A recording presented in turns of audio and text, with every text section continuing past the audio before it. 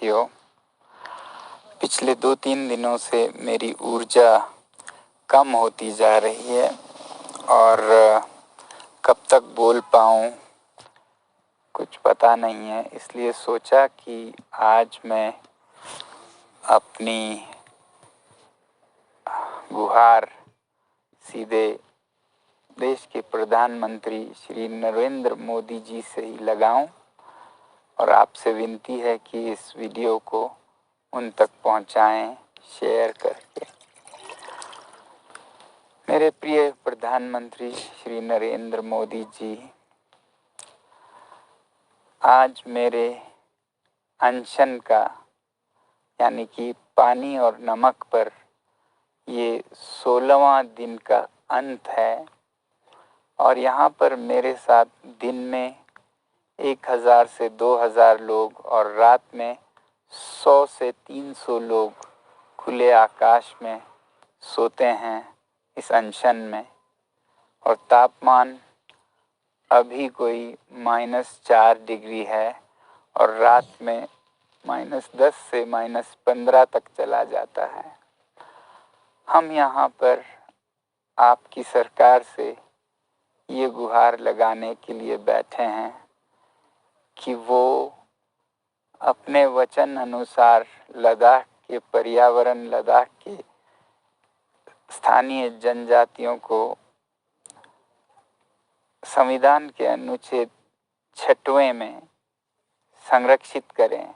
यूँ तो शायद आपको मालूम हो कि मैं पिछले 4 सालों से आपसे समय समय पर गुहार लगाता आया हूँ इसी संरक्षण के बारे में। मैं आज आपको एक ब्यौरा देना चाहूँगा। हो सकता है आपको नहीं मालूम हो, बात आप तक नहीं पहुँचती हो कि लद्दाख के साथ क्या हुआ है, तो मैं ये ब्यौरा दूंगा और आप ही बताइएगा कि इसमें लद्दाख से क्या कमी रह गई कि उसके साथ ऐसा बर्ताव हुआ है। सबसे पहले तो मैं आपको ये बताना चाहूँगा कि मैं आपका बहुत बड़ा प्रशंसक रहा हूँ, जो अच्छे काम आपने किए हैं। जैसे लद्दाख को आपने केंद्र शासित प्रदेश की घोषणा की, जिसके लिए हर लद्दाखी कृतज्ञ है।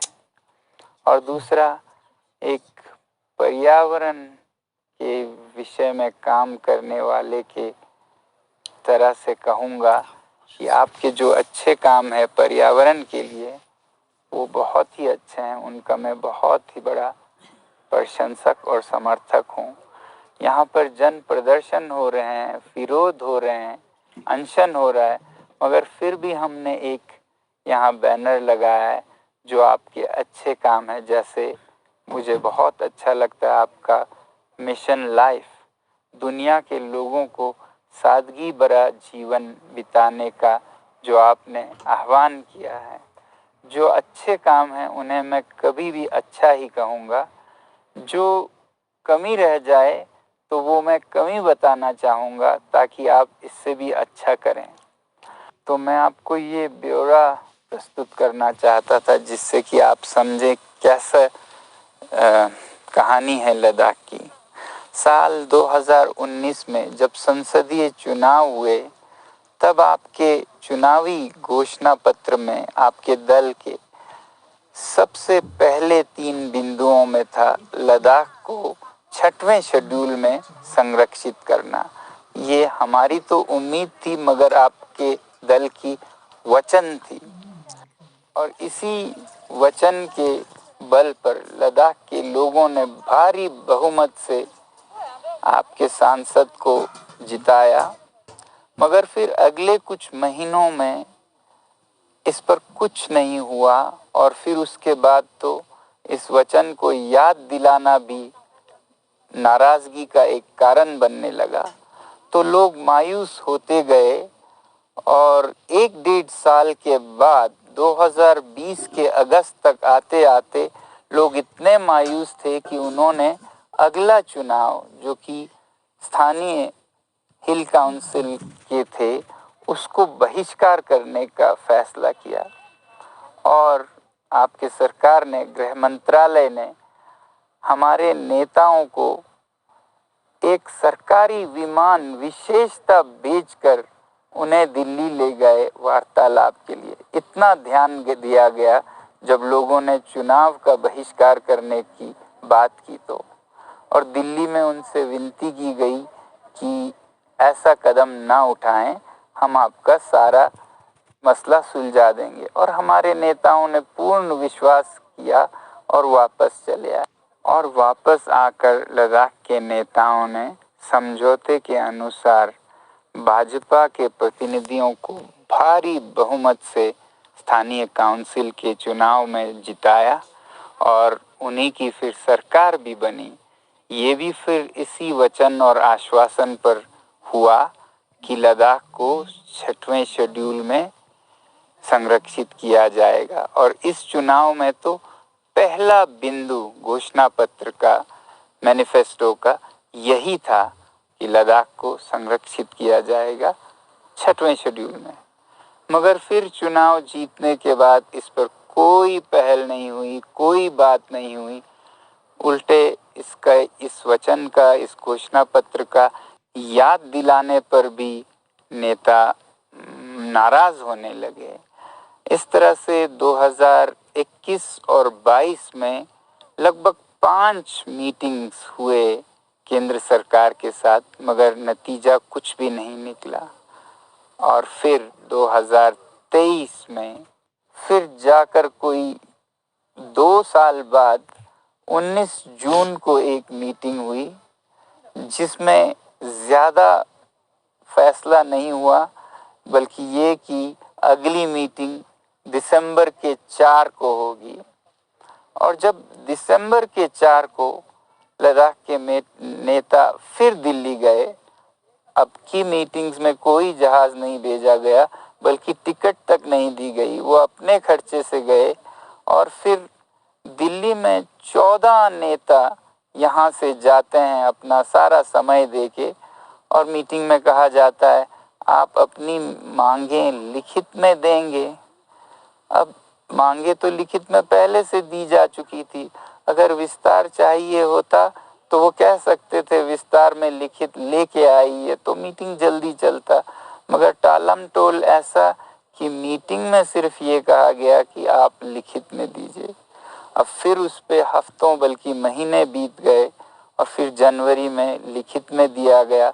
फिर अगली मीटिंग फरवरी 19 को बुलाई गई। फिर यहाँ से कोई 14 नेता दिल्ली गए। तब ये कहा गया कि ये समिति बहुत बड़ी है, 14 नेता नहीं, हम एक छोटी समिति बनाएंगे, सब कमेटी। फिर कुछ ज़्यादा फैसला नहीं हुआ और ये सब कमेटी फरवरी 24 को बैठेगी।